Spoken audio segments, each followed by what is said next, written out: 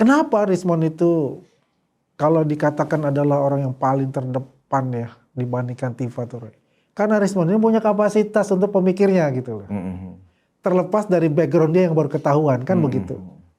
Ya, dalam analisa dia, kemudian dalam dia tulisan-tulisan dia, ya. Ujung-ujungnya sebetulnya juga ini ada faktor ekonomi bermain di sana gitu. Maka lahirlah sebuah buku itu. Ketika buku itu pertama dibawa masih dalam bentuk prototipenya itu, di salah satu stasiun TV, saya sudah katakan itu buku sampah. Itu berproses kok. Apa namanya, laporan itu tidak stuck, tapi itu memang berproses laporan itu jalan untuk itu.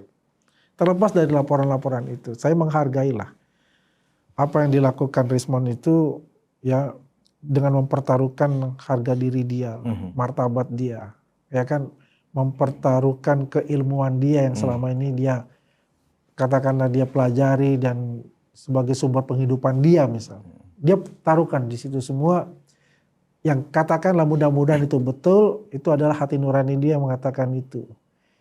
Ya, sehingga dia harus secara terus terang pula untuk memberitahu kepada publik bahwa itu adalah salah. Kalau saya seorang Andi Hasan itu bukan siapa-siapa. Tapi kalau kita bicara tentang Pak Jokowi, presiden 2 periode, presiden ke-7 Indonesia yang begitu banyak legasinya. Kemudian dia di downgrade, bukan hanya Pak Jokowi tapi dengan keluarganya. Dia masih sabar. Ya.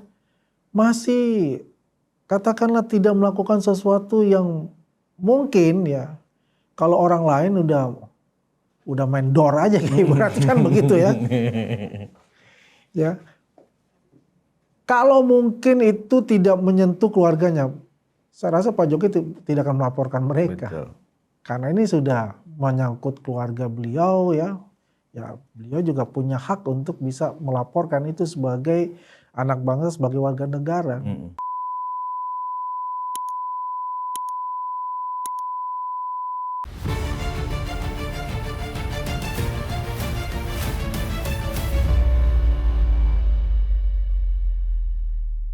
Hai penonton Ruang Konsensus Unpacking Indonesia dimanapun Anda berada. Kembali anak sulung Mulyono, Budius Ma'rufi yang di kandang termul. Kandang termul, siapa yang berani masuk kandang termul? Ya, saya berencana akan ngundang Rismond masuk ke kandang termul. Tapi kayaknya belum bisa sampai tuntas proses restoratif justice-nya. Tapi Rismond saya sudah hubungi. Mau nggak bro? Podcast di Ruang Konsensus. Siap bang, tapi sebelum selesai prosesnya, aku belum berani. Jangan-jangan aku masuk penjara katanya, begitu. Artinya begini loh, Rismond itu hanya menjalankan niat baiknya, ada kesadaran dari dia, mekanisme hukumnya tersedia dengan KUHP baru, ya kan? Dia ikuti prosedurnya, ya kan? Nah, yang akan memberikan SP3 atau tidak bukan korban atau pelapor, bukan gitu loh.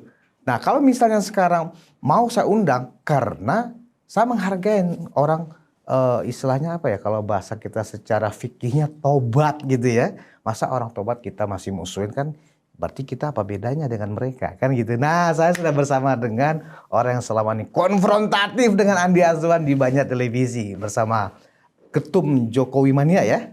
Jokman Nusantara. Jokman Nusantara dengan Bung Andi Azwan. Arigato. Arigato itu apa sih? Terima kasih ya. Terima kasih. Gue salah dong berarti. Gambari mas. Semangat. Iya. Gitu. Bung Andi, Anda adalah salah seorang yang dalam posisi yang dilema ya sebenarnya ya. Di satu sisi yang selama ini geram, mungkin kita dalam posisi yang sama, geram kalau bisa sih Rismond itu kita tembak aja kepalanya kan begitu ya. Tetapi kita ini kan sebagai relawan kan sami'na wa ta'na, ya kan. Ya. Kalau bicara geram yang paling faktual, yang paling realistis memang Bung Andi, Bung David ya kan, yang berhadapan dengan Roy Suryo, Rismond pada saat itu rasanya sih bukan hanya sekedar ingin nembak kan gitu, kalau perlu dikasih ke mulut buaya kan begitu. Tetapi yang saya lihat sekarang Bung Andi cukup moderat bersikap, ya, karena di satu sisi ya udahlah kalau memang Rismond sudah mau insaf, dia sudah minta maaf dan dia sudah berdasarkan kapasitas dia ya kan sebagai peneliti, sebagai digital forensik, ya saya mengakui saya salah dalam metodologinya, makanya saya teliti lagi ternyata betul ijazah Pak Jokowi asli dan Anda termasuk yang mendukung langkah Rismon. Ya. Sehingga kemudian netizen ini terbelah katanya ya saya nggak tahu juga benar terbelah atau tidak. Saya menduga sebenarnya itu cuman orang-orang yang tidak suka dengan Rismon aja. Nah, sikap relawan ya Bung Andi adalah garda terdepan dari relawan Jokowi dalam menghadang teroris sebelumnya. Seperti apa harusnya kita ini? Iya, Bung Budi, saya banyak belajar dari Pak Jokowi dalam bersikap. Sikap beliau yang memaafkan, sikap beliau yang tidak pendendam. Di situ ada satu pembelajaran baik buat kita sebetulnya. Pembelajaran the way of life, gitu ya. Kalau saya seorang Andi Hasan itu bukan siapa-siapa. Tapi kalau kita bicara tentang Pak Jokowi, presiden 2 periode, presiden ke-7 Indonesia yang begitu banyak legasinya. Kemudian dia di downgrade, bukan hanya Pak Jokowi tapi dengan keluarganya. Dia masih sabar. Ya. Masih katakanlah tidak melakukan sesuatu yang mungkin ya kalau orang lain udah main dor aja kayak ibarat kan begitu ya. Ya. Kalau mungkin itu tidak menyentuh keluarganya, saya rasa Pak Jokowi tidak akan melaporkan mereka. Betul. Karena ini sudah menyangkut keluarga beliau ya. Ya, beliau juga punya hak untuk bisa melaporkan itu sebagai anak bangsa, sebagai warga negara. Dan tidak melakukan yang namanya relasi kuasa karena dia tidak lagi menjabatkan untuk itu. Kalau kita bicara tentang teroris, memang Rismon ini agak berbeda dengan Tifa dan Roy ini. Karena afiliasinya nggak ada, saya lihat. Nggak ada ya? Nggak ada afiliasinya. Jadi kalau saya berteman tiba-tiba ya berarti? Ya, ini mereka ini berteman tiba-tiba ini. Tapi kalau Tifa, dia punya afiliasi. Roy ada afiliasi. Ya. Refli? Oh jelas lah, semua ini udah punya afiliasi semua. Tapi kalau Rismon ini memang tidak punya afiliasi. Iya. Ibaratnya ini, dia orang kampung, masuk ke kota, dia diberikan makan yang enak, ya. Terus dia diberikan suatu tugas, dan dia tidak sadar tugas itu adalah menjebak dia. Ini yang kelihatannya kalau kita analogikan gitu loh. Masuk ke pusaran itu dan dia tidak punya no point to return gitu. No point to return. Ya. Nah, kenapa Rismon itu kalau dikatakan adalah orang yang paling terdepan ya dibandingkan Tifa Roy? Karena Rismon ini punya kapasitas untuk pemikirnya gitu loh. Terlepas dari background dia yang baru ketahuan kan begitu. Ya. Dalam analisa dia, kemudian dalam dia tulisan-tulisan dia, ya. Ujung-ujungnya sebetulnya juga ini ada faktor ekonomi bermain di sana gitu. Maka lahirlah sebuah buku itu. Ketika buku itu pertama dibawa masih dalam bentuk prototipenya itu, di salah satu stasiun TV, saya sudah katakan itu buku sampah. Iya. Di sini pun Bung Andi juga mengatakan itu. Dan itu kenyataannya betul kan? Apa yang saya katakan. Karena apa? Ya Rismon akhirnya menarik. Dia punya porsinya dia yang 400 halaman di situ. Karena dia mengakui bahwa apa yang dia lakukan itu adalah salah besar.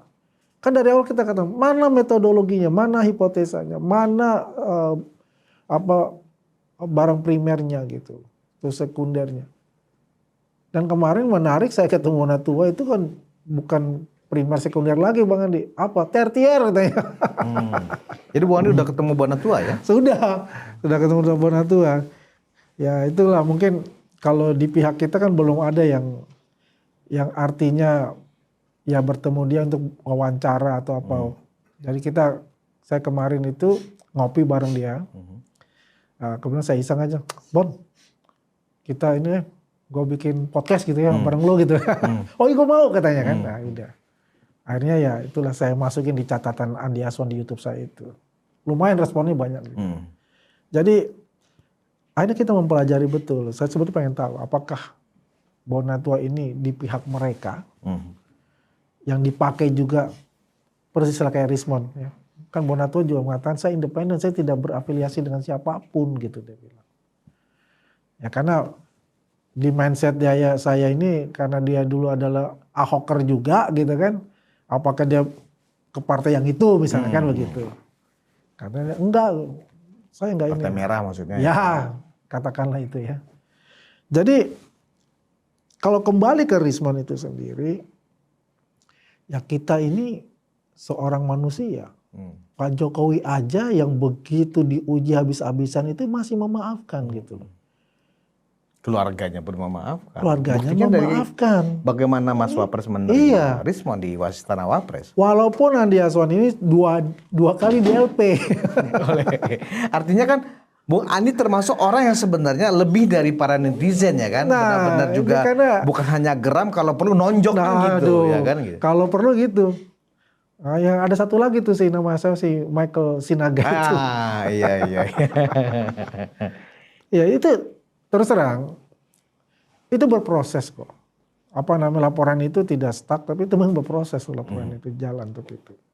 Terlepas dari laporan-laporan itu, saya menghargailah apa yang dilakukan Rismon itu ya dengan mempertaruhkan harga diri dia, martabat dia, ya kan, mempertaruhkan keilmuan dia yang selama ini dia katakanlah dia pelajari dan sebagai sumber penghidupan dia misalnya. Dia taruhkan di situ semua yang katakanlah mudah-mudahan itu betul, itu adalah hati nurani dia yang mengatakan itu. Ya, sehingga dia harus secara terus terang pula untuk memberitahu kepada publik bahwa itu adalah salah.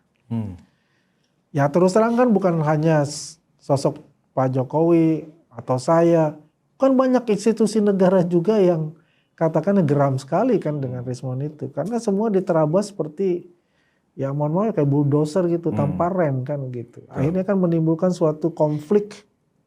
Ya mungkin saja konflik mau balas dendam itu pasti ada. Ya. Tapi kan kita berharap bahwasanya itu di teman-teman relawan, ya, teman-teman di netizen itu kita bisa melihat ke depannya itu dalam konsepnya itu adalah persatuan. Bukan konsep kita itu balas dendam. Ya kan? Dan agama juga kan mengajarkan untuk itu kita. Bahwasanya kalau kita disakiti ya katakanlah di fitnah dan sebagainya ya kita berharap bahwasanya itu merupakan ujian kita untuk mendapatkan hal yang lebih baik gitu, ke depannya kan. Jadi karena alasan itu Bung Andi rasanya sekarang sangat moderat menyikapi proses RJ-nya Rismon ini. Ya karena kan background saya juga politik, ya kan. Kan saya mengamati mereka ini kan satu persatu juga. Ya saya research juga. Ya makanya kan 7 bulan, kan udah 8 bulan yang lalu ketika saya dalam suatu stasiun TV itu saya bongkar dia di publik Indonesia ini mengenai ijazah palsu dia kan.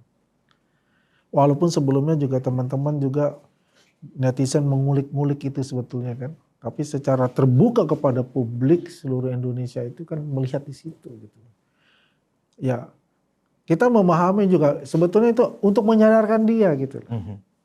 Untuk menyadarkan dia bahwa jasamu itu sebetulnya palsu dan kau tahu itu palsu gitu. Dan kau tahu telah menggunakan itu untuk menghidupi dirimu selama ini gitu.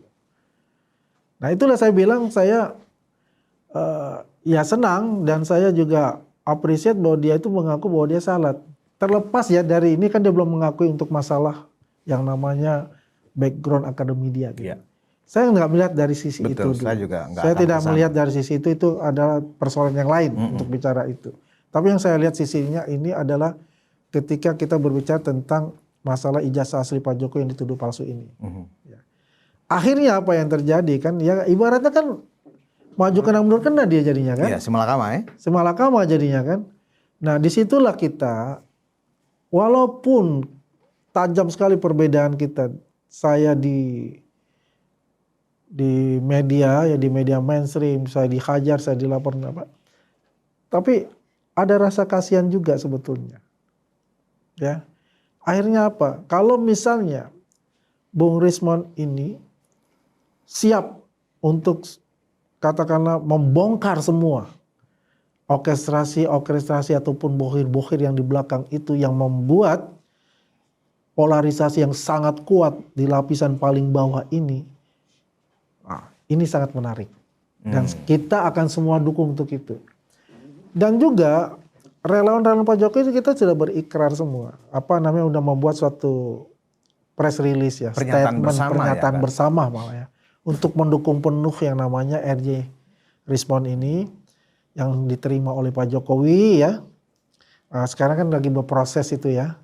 Masalahnya benar kata Bung Budius tadi, kalau SP3 itu adalah haknya penyidik, bukan haknya Pak Jokowi untuk itu. Yang jelas apa yang telah dilakukan Pak Jokowi itu adalah proses-proses yang sesuai dengan kaidah-kaidah hukum yang kita yang baru ini. Gitu. Ya, jadi saya juga berharap sih kepada teman-teman ini, kita boleh marah, gak apa-apa, memang itu hak kita untuk marah untuk apa. Tapi kita juga bisa melihat bahwasanya ada pembelajaran terbaik yang kita dapatkan dari Pak Jokowi ya, bahwasanya dendam itu tidak menuntaskan masalah. Tapi memaafkan itu bisa menuntaskan masalah. Nah, banyak tuntutan kawan-kawan content creator kah? Ya. Yang terafiliasi anggap saja pendukung Pak Jokowi. Ya. Baik hanya sebagai simpatisan netizen terhadap Pak Jokowi. Bahwa kalau terbit SP3 itu karena Pak Jokowi. Itu kesimpulan yang benar atau salah? SP3 itu bukan domainnya Pak Jokowi. Pak Jokowi domainnya ya udah saya terima RJ-nya, silakan berproses. That's it gitu. Silakan berproses. Nanti keputusannya itu ada di penyidik gitu loh. Dia kan pasti punya kriteria tuh penyidik. Berapa kriteria, apakah ini masuk ke Risma atau tidak. Dan bukan itu saja kan, selain Pak Jokowi kan ada 3 lagi saksi pelapor itu. Itu kita nggak bisa neglect kan gitu. Itu perlu juga diberikan pengertian. Ya pasti kan ada juga yang keras ya, tidak mau. Tapi kita harus beri pengertian untuk itu. Nah, ini dibutuhkan juga ya, artinya nanti harus bertemu satu meja semua, seluruh relawan-relawan itu ya, kan kita sudah mengatakan pernyataan sikap untuk pendukung RJ itu. Dihadirkan Respond di sana ya, untuk kita saling memaafkan pertama ya. Kedua itu ya kita juga bisa mendengar bagaimana true story-nya ya, dari Respond itu ya. Behind the scene-nya itu seperti apa gitu. Dan tertutup lah kalau kita bicara itu. Ya, setelah itu kita dengan press conference itu nggak masalah. Tapi kalau pada saat itu kita pasti akan tertutup begitu. Untuknya apa? Untuk bisa menguatkan saling percaya itu. Nggak gampang kita mempercayai seseorang itu ketika masuk, padahal dulunya kita ini ada berseteru yang sangat keras. Apalagi udah masuk ke unsur-unsur namanya pribadi kan gitu. Nggak gampang tuh gitu. Nah, bahkan yang lebih ekstrim lagi ya, yang lebih ekstrim lagi, ada oknum ya, saya menganggapnya itu oknum dari relawan, anggap saja begitu, yang membangun sebuah hipotesa kalau Risman ternyata menyusul jejaknya Egy Sujana dan Damai Hari Lubis, ya begitu mudah mendapatkan SP3, ya kan, dipastikan masa pendukung Pak Jokowi akan mundur semua gitu. Ini bahasa-bahasa yang saya pikir justru mereka kok menjadi konfrontatif gitu loh dengan apa yang sudah digariskan oleh Pak Jokowi. Kalau saya memaklumi itu adalah emosi sesaat. Emosi sesaat. Ya. Memaklumi lah, itu emosi sesaat.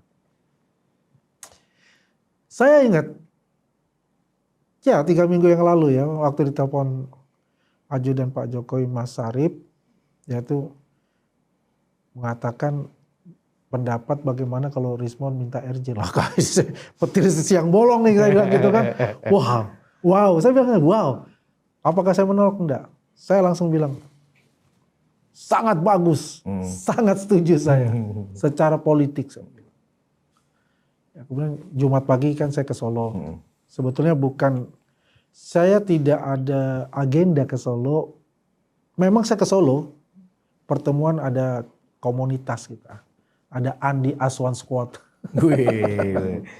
Atau udah bercabang sampai ke Solo nih Andi Aswan Squad. Dan juga saya mau ke Salatiga juga, ada janjian ke Salatiga.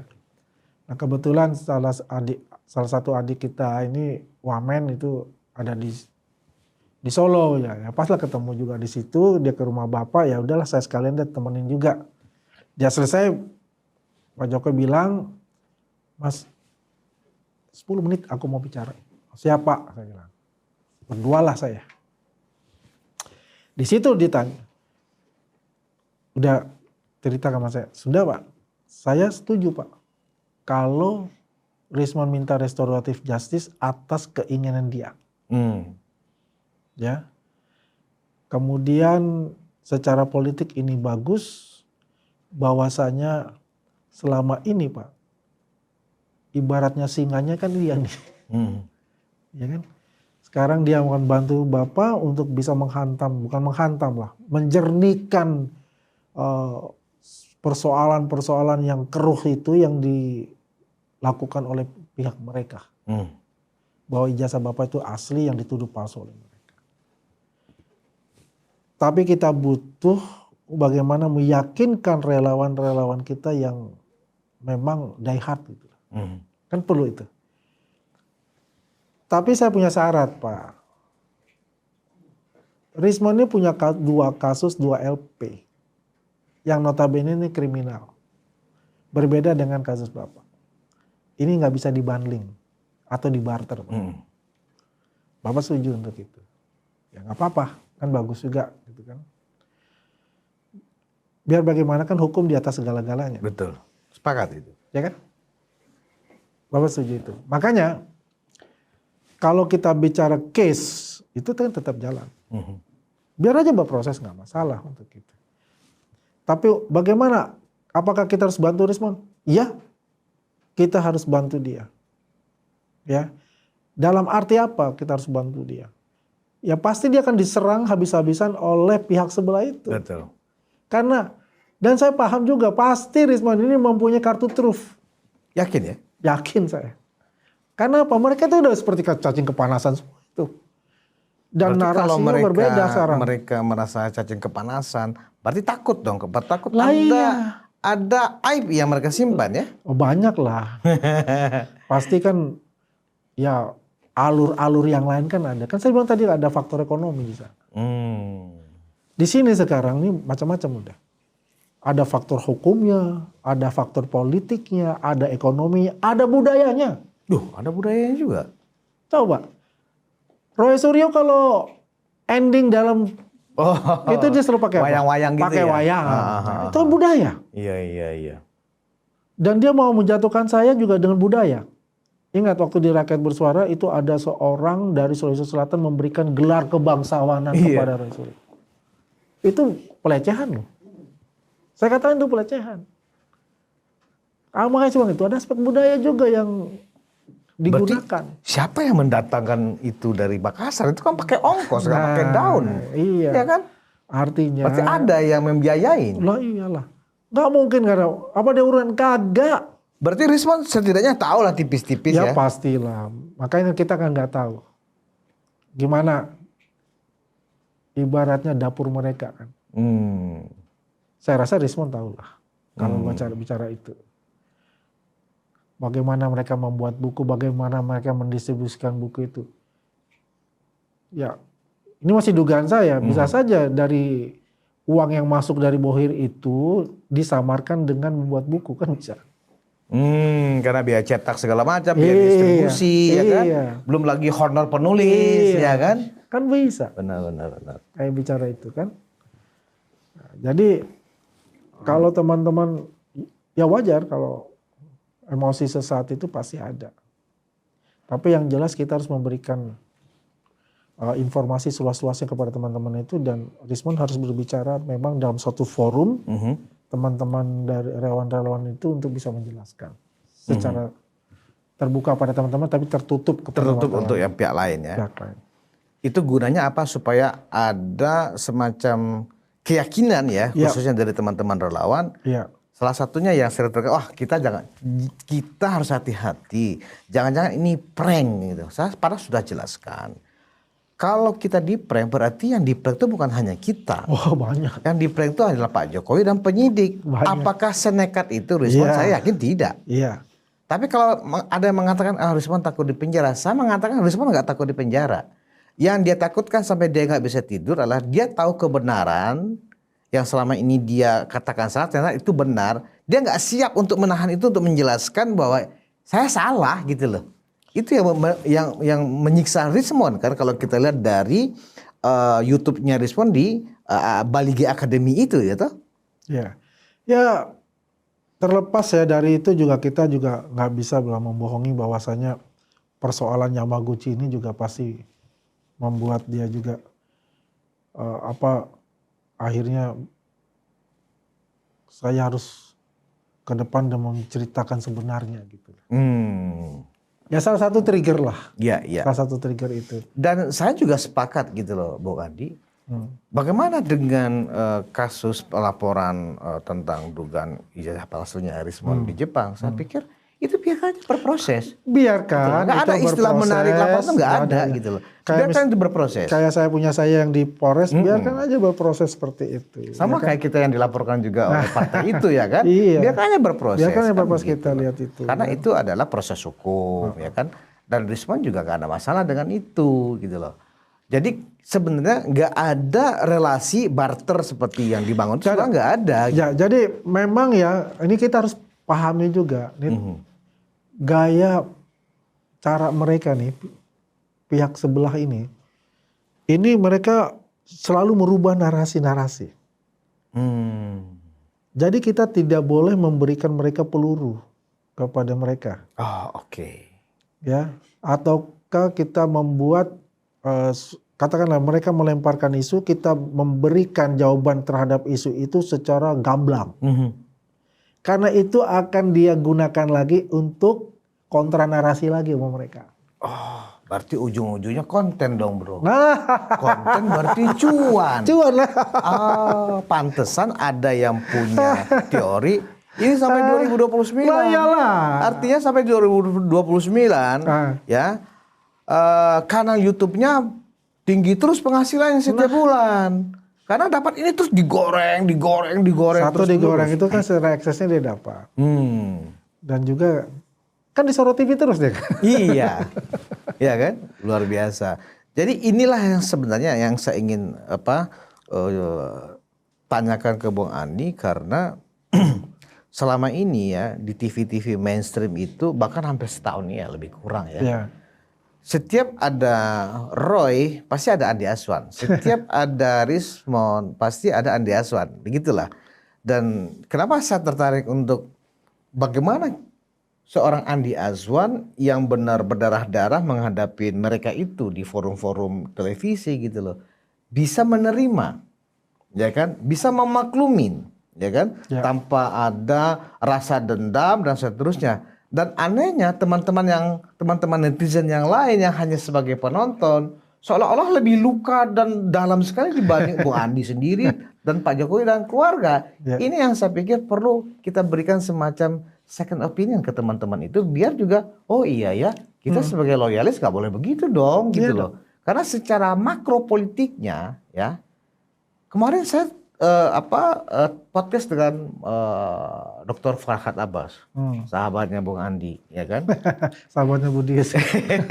Jadi beliau bilang begini, Bung Farhad, yang kita khawatirkan kalau Pak Jokowi tidak melakukan RJ kepada tokoh-tokoh atau oknum-oknum atau para tersangka yang dianggap vital, ya kan? Dan punya riak politik yang spektrumnya sangat luas. Dikhawatirkan ya kita bisa luka dua kali dan dalam. Apa maksudnya? Maksudnya oke, kita tetap nggak menerima nih, tetap RJ kemudian ditolak, berproses di pengadilan, ketok palu, mereka semuanya bersalah. Tiba-tiba wah gaduh, Pak Prabowo nggak mau terganggu, Abolisi. amnesti, ya kan? Kita lebih luka, ya kan? Ya. Muka Pak Jokowi tambah jelek, gitu loh. Ini yang ditakutkan Bung Farhad. Itu juga saya setuju juga pemikiran ke depan seperti itu. Biar bagaimana saya sudah katakan tadi, ini bukan hanya aspek hukum, ini ada masuk aspek politik di sini, ya kan?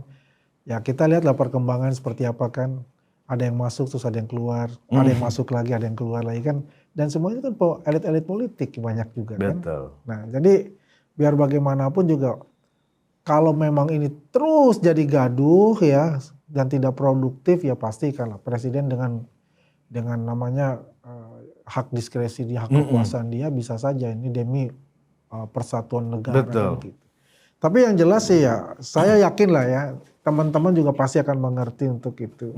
Karena biar bagaimanapun yang tadi dikatakan Bung Budius, patronnya siapa kan gitu.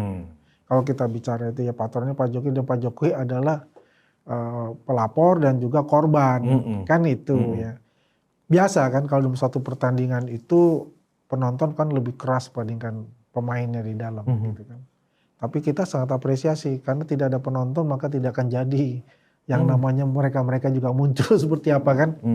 Tapi di sini intinya adalah yang kita kedepankan ini adalah sebagai umat manusia, insan manusia, Tuhan yang Maha Kuasa saja, Allah Subhanahu Wa Taala aja bisa memaafkan orang yang ibaratnya udah nggak ada gunanya sama sekali lah gitu. Kalau udah maling, rajanya maling, pembunuh rajanya pembunuh misalnya, itu aja bisa dimaafkan. Ketika Apalagi, itu muncul dari hati nurani dia tanpa ada hidden agenda. Kenapa manusia tidak? Gitu. Padahal Rasulullah itu adalah apa istilahnya acuan dan pedoman kita Pedoman sebagai kita muslim, sebagai gitu. muslim. Masa kita berpedoman kepada apa rasa marah kita gitu. Gitu. Kalau Bung Andi mengatakan memberikan semacam perspektifnya ke arah bagaimana seorang nabi Rasulullah begitu dihina, direndahkan, tapi kemudian ketika orangnya menemukan kebenaran dan minta maaf ke Rasul tanpa langsung dimaafkan. Dan saya ingat yang lebih fatal lagi Bung Andi kalau terkait dengan cerita itu. Saya sangat suka dengan cerita insafnya seorang Umar bin Khattab. Iya kan? Iya. Pada saat Rasulullah menyebarkan Islam di awal-awal Rasulullah diangkat sebagai nabi oleh Allah Subhanahu Wa Taala, orang yang sangat tidak suka dan waktu itu menjadi jagoannya Mekah pada saat itu adalah Umar bin Khattab. Bahkan Umar bin Khattab sudah bertekad untuk membunuh Rasulullah pada saat itu. Nah, kemudian dalam sebuah proses ya kan, ketika adiknya Fatimah binti Khattab sudah masuk Islam dan siap rela menyerahkan nyawanya demi membela ajaran yang sudah diterimanya, ya kan? Itulah yang menggugah awal dari Umar bin Khattab. Kemudian minta alamatnya, saya ingin ketemu Rasulullah. Dikasih alamatnya, kemudian dipandu untuk menuju ke rumah Rasulullah. Waktu itu, Bung Andi, Umar bin Khattab tetap dengan sangat marah, tapi juga ada rasa siapa sih orang ini kok sampai adik gue yang biasanya patuh, nurut kok sekarang rela untuk gue bunuh demi seorang namanya Muhammad kan begitu. Nah itu kalau nggak salah pertemuannya di Darul Arkam kalau nggak salah nama tempatnya di Mekah itu. Ternyata para sahabat Rasulullah sudah siap, sudah mendapat info bahwa Umar bin Khattab jagoannya Mekah sedang mencari Muhammad dan membawa pedang kebesarannya. Di situ jagoannya Nabi Muhammad pada saat itu namanya Hamzah. Ya kan? Hamzah sudah langsung biarkan saja, saya akan hadapin Umar bin Khattab, ya kan? Karena niatnya sudah ingin membunuh, ya kan? Tapi Rasul sudah mengetahui, sudah mendapat feeling enggak Umar bin Khattab itu sedang dalam keraguan. Ketika Hamzah bicara seperti itu oleh Rasulullah, disampaikan kepada sahabatnya, tolong bawa Hamzah ke dalam dulu, biar saya menghadapin Umar bin Khattab. Artinya apa? Rasulullah yang mau dibunuh aja, ya kan, ketika ada yang mau membela enggak, ini merusak perdamaian, disuruh Hamzah ke dalam. Ya. Akhirnya langsung pada saat itu ketika bertemu dengan Rasulullah dipegang pundaknya Umar bin Khattab. Kapan kebenaran akan datang kepada kau, hai Umar bin Khattab? Langsung 2 kalimat syahadat. Artinya begini, sebuah pelajaran kalau itu yang kita jadikan sebuah pedoman. Dari Pak Jokowi kita sudah mendapat pembelajaran sebenarnya sebagai manusia biasa ya kan. Kalau kita angkat lebih lagi, kita sebagai umat muslim, ya Rasulullah aja begitu luar biasanya mau dibunuh malah memaafkan seorang Umar bin Khattab kan gitu. Apalagi kita nih ya dalam konteks kita bermasyarakat dan berpolitik di Indonesia, masa sih kita mau benar-benar dendam yang sangat dendam kepada Risman, ini nggak masuk akal menurut saya Bung Andi. Jadi ya banyak sih pembelajaran seperti itu. Makanya kan saya bilang, memang setiap manusia kan pasti berbeda karakter itu. Ya. Tapi setiap manusia pasti mempunyai hati nurani. Hati nurani. Itu tidak bisa dibohongi, karena itu hati nurani itu suci ya. Mhm. Jadi apapun itu, menurut saya itu emosi sesaat. Mhm. Ya. Buktinya teman-teman juga welcome akhirnya kan. Kita dengan membuat kesepakatan bersama untuk itu. Hanya di pihak-pihak mereka ya, justru itu bagaimana mencoba untuk bisa membuat suatu ya provokatif lah ya, Mhm. biar nggak diterima tuh respon, Betul. di sini dia nggak terima juga, Biar kayak gitu loh. Jadi yang kita pantau Bung Adi Ah. dari akun-akun YouTube-nya Refli dan Iya, kawan-kawan, iya. dia mencoba menjelek-jelekan Rismon Ah. agar masa pendukung Pak Jokowi terpengaruh dan Terpengaruh. tidak memaafkan Dia- dan tidak mendukung untuk tidak keluarnya SP3 buat Rismon. Iya. Kan itu sebenarnya. Iya, iya. Harusnya kita nggak termakan dong oleh hasutan-hasutan. Iya. Biar kelompok bagaimanapun itu. juga, siapapun juga tidak bisa yang namanya kalau sudah memenuhi kriteria yang diminta oleh KUHP itu, ya proses dari RJ dan sampai terbit SP3 itu kan udah haknya dari pihak kepolisian, pihak penyidik. Ya kalau pihak penyidik sudah memberikan SP3, ya kita nggak bisa bahwa itu harus dibatalkan dan sebagainya. Ya. Cuma kalau saya melihatnya bukan ke sisi itu, yang melihatnya ke sisi mereka itu. Ke sisi mereka ya. Karena mereka yang berharap tidak ada SP3 itu. Mhm. Ya kan? Ya ibaratnya biarlah Risma itu jadi layang-layang putus. Nah, seolah nggak ada teman sama sekali ya kan? Sama sekali. Di kubu sana dia sudah dibuang, dibenci, masa di sini juga dibuang dan dibenci juga. Itu kan tekniknya dia bermain Iya, seperti itu gitu. Makanya saya juga berharap ya mudah-mudahan aja Roy Suryo mendapatkan hidayah untuk itu. Iya kan?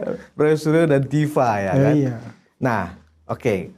Kita anggap bagaimana kita menjelaskan posisi kita dalam menerima proses RJ Rismon, saya pikir kita memberikan persepsinya sudah cukup lumayan banyak ya. Nah sekarang dengan Tifa dan Roy di klaster 2. Dari sisi Roy, Bung Andi, Roy kan tidak memenuhi syarat untuk RJ. Ya tidak memenuhi syarat, makanya dia. Iya, kan? makanya dia ini kan. Iya. Nah, bagaimana dengan Tifa? Tifa katanya, ya kan awalnya kan Tifa itu sudah sampai standby beberapa hari di Solo, kemudian dibantah oleh mereka, ya kan, nggak ada Tifa, dikasihlah foto-foto bahwa Tifa di sini kok sampai bilang Tifa di Solo kan gitu loh. Sebenarnya gimana Bung Andi? Bung Andi kenapa ya informasi? Saya sih mendengar juga ya berita A1 itu, ketika Rismon ya saya bilang Rismon kok kapan? 3 minggu yang lalu ya. Nah, Tifa juga ada di sana katanya ingin bertemu dengan Pak Jokowi juga. Ya, cuma prosesnya beda. Yang kita dengar lagi mau kontemplasi kan begitu, nggak mau diganggu dulu ya kan oleh siapapun. Enggak, ini yang saya dapat informasi itu ya ini keabsahannya ya memang ya perlu dipertegas lagi untuk keabsahannya itu.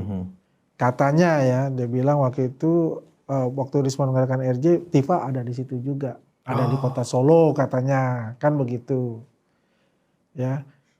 Dan pengen ketemu Pak Jokowi gitu. Katanya ditolak. Ya kan ini kan makanya saya bilang ini perlu dikonfirmasi lah benar atau tidaknya gitu. Katakanlah misalnya itu benar gitu ya. Berarti kan ada prosedur salah yang digunakan. Untuk menutupi malunya karena ditolak, dia kemudian bikin pertemuan juga setelah sampai ke kelompoknya. Saya nggak di Solo kan gitu loh. Padahal kalau diungkap kebenarannya dia bisa speechless itu, ya kan? Ya, dia ada di Solo kan gitu. Jadi yang menarik juga ketika saya berbicara di monolog ya di catatan Andiason itu kan, ya kalau kita berbicara RJ untuk Tifa itu kemungkinan lebih besar. Ya kan, kemungkinan lebih besar. Pertama ya dia tidak mempunyai catatan hukum sebelumnya kan, itu. Dan yang kedua ya kalau kita lihat itu memang permasalahan beratnya dia itu membuat sebuah buku yang notabene itu sangat tendensius gitu, buku itu ya. Dan yang menariknya dia itu ya pertama dia kan adalah seorang perempuan lah, orang ibu rumah tangga gitu kan, ya mungkin aja masih tersesat kan, quote-unquote lah ya, kayak gitu.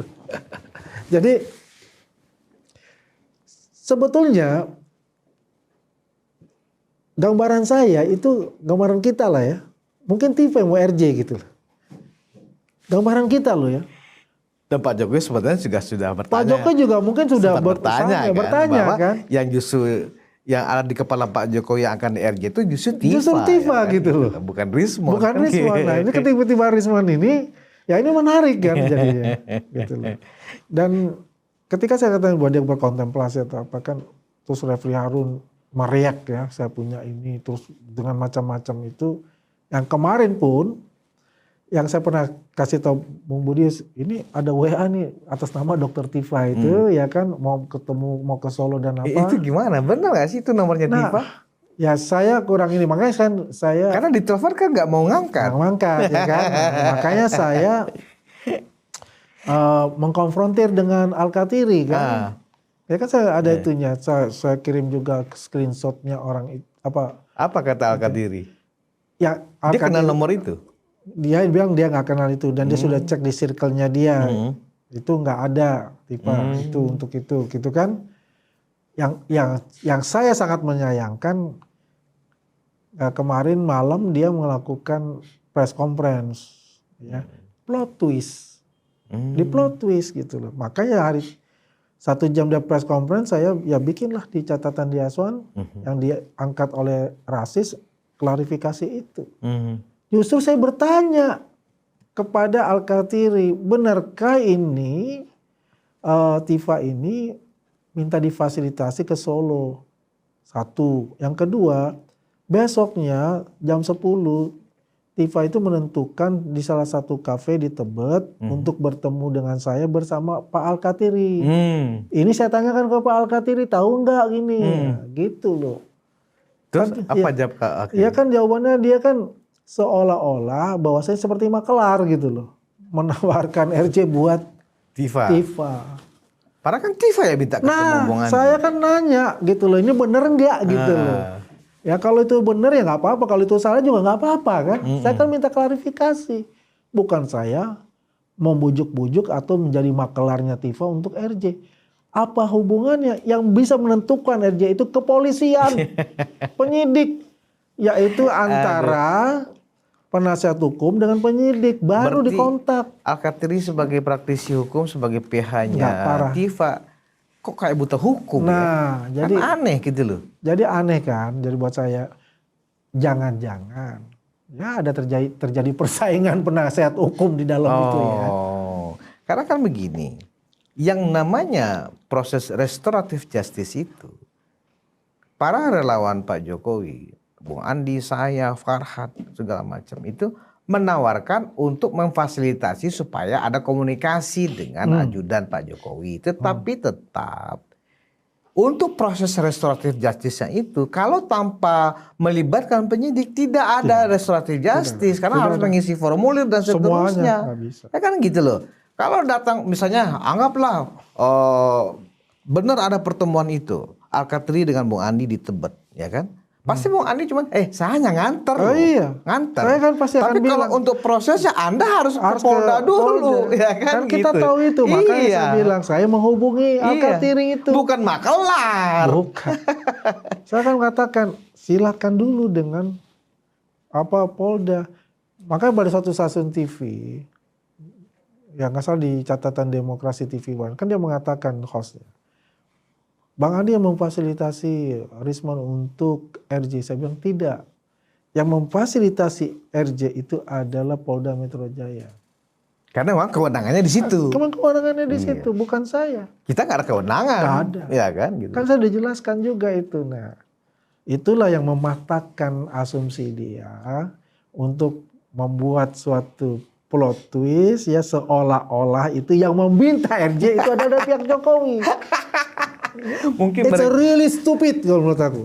Mungkin mereka terpengaruh oleh pengalaman RJ-nya Bung Egy di mana pada saat itu memang Rejo ya relawan Jokowinya Bang Termizal ya waktu itu kan mengantarkan seolah-olah makelarnya untuk Egy dan Dama itu adalah relawannya Rejo ya kan, padahal kan itu karena pertemuan teman lama ya kan, tetap prosesnya ya. Bisa. Itu resmi gitu loh. Jadi kalau misalnya dibangun framing pada saat itu oleh Refli Harun, kok ada sampai ada polisi di sana loh. Memang prosedurnya seperti itu gitu loh. Seorang pengacara bertanya seperti itu wajar kalau dia banyak. Bahkan terakhir Refli kan kalah di Mahkamah Konstitusi ya kan. Emang nggak kualitas kawan itu. Jago ngomong doang. Iya gitu loh.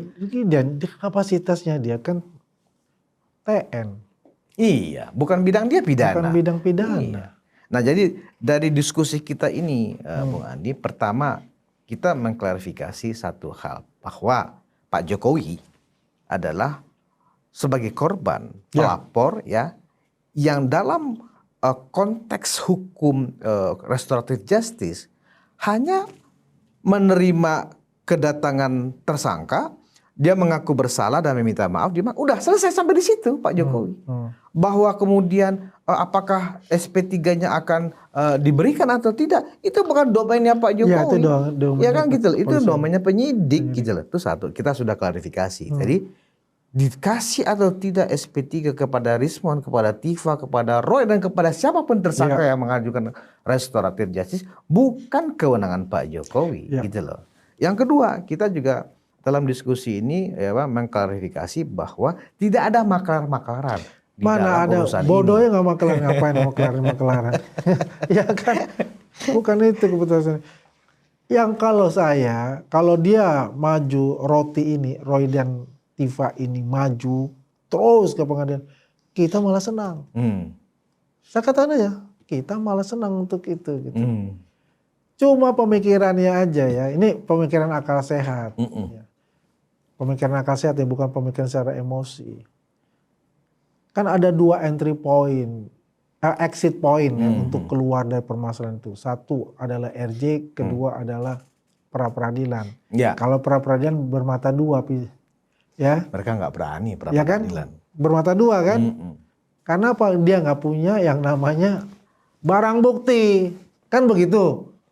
Kalau pra-peradilan kan selalu evidence base ya kan. Evidence base. Bagaimana dia punya evidence base, dia tidak punya data primer. Nah, gitu.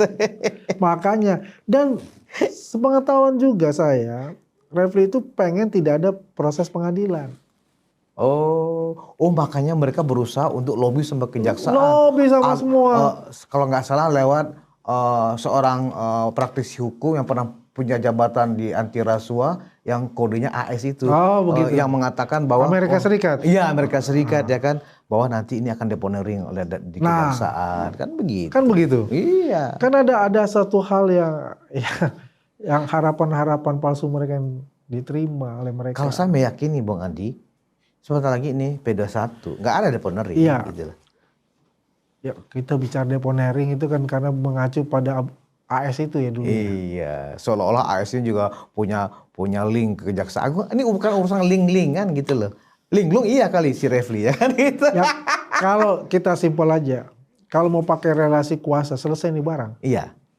Artinya kalau memang dibangun framing ini karena relasi kuasa orang yang membackup mereka atau relasi kuasa Pak Jokowi, barang ini nggak pakai lama. Nggak pakai lama. Kalau Pak Jokowi masih punya kuasa nggak pakai lama gitu loh. Selesai nih barang. Ini yang kadang-kadang logika teman-teman ini kadang-kadang lupa tuh gimana gitu loh. Kalau kita bilang mereka nggak menggunakan logika kan tersinggung ya kan. Nah ini yang mau kita ingatin gitu loh. Tapi yang jelas kita ini dengan RJ-nya Rismon diterima ya, tinggal menunggu proses SP3 selesai ini. Ya kalau kita bilang quote unquote itu adalah amunisi baru ya buat kita, dan juga kita bisa mengetahui apa sih behind the scene selama ini terhadap ijazah asli Pak Jokowi yang dituduh palsu itu. Gitu. Itu kan menarik untuk itu. Jadi konsentrasi kita ini sekarang dalam permainan-permainan yang akan mereka lakukan ke depan itu, saya pasti punya keyakinan dia akan hajar Rismon. Udah pasti itu dia akan hajar Rismon. Ya. Dan membuat suatu framing juga kita nanti posisinya juga akan menghajar Rismon. Kan begitu. Ya kan? Itu poin 1 dan 2 yang akan mereka lakukan menurut pengamatan saya itu. Karena mereka sudah nggak punya bahan. Bahan apa lagi yang mereka akan diskusikan. Semuanya tuh isinya udah repetisi semua. Pasti. Ya kan? basi semua. Yang baru itu cuma satu, kaosnya si Roy Suryo. Itu baru nih masih. Banyak yang baru di gambar-gambarnya. Makanya bilang, di situlah unsur budayanya tuh masuk penggunaan aspek-aspek budaya untuk tujuan-tujuan jahat itu. Baik, Bung Adi. Saya pikir dari diskusi kita ini menjadi lebih jelas. Sekali lagi, teman-teman termol semuanya, ya, kita di sini jangan sampai terjebak dengan langgam yang dimainkan sekarang oleh kubu Refri dan kawan-kawan. Maunya kubu Refri ini, Tidak ada pengadilan. ini dibikin sebagai layang-layangan, itu satu. Dia dihajar dari kelompoknya Refli, ya kan, dianggap berkhianat, kemudian juga nggak diterima oleh teman-teman relawan dan pendukung Pak Jokowi. Itu target mereka. Yang kedua, ya Refli dan kawan-kawan ini takut ke pengadilan, makanya dia cari-cari cara, ya kan, untuk segera menghindar dari kasus ini untuk sampai P21, kemudian penuntutan dan masuk pengadilan. Nah, tugas kita sebagai termol secara objektif sebenarnya, ya sekali lagi saya juga tidak bisa memaksa ya Bung Andi, kita nggak bisa memaksa ya sikap teman-teman relawan dan teman-teman simpatisan Pak Jokowi, tetapi kita hanya mengingatkan bahwa kalau kita benar relawan Jokowi, ya kan, ya kita harus setia dong dengan segala keputusan Pak Jokowi.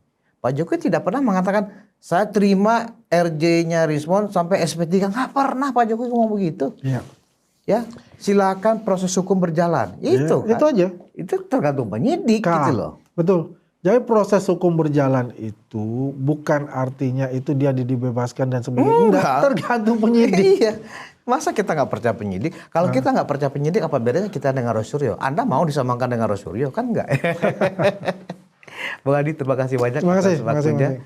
Penonton Ruang Konsensus, kita bertemu lagi di episode selanjutnya. Terima kasih atas perhatian Anda. Wassalamualaikum warahmatullahi wabarakatuh. Termul mul mul mul mul mul.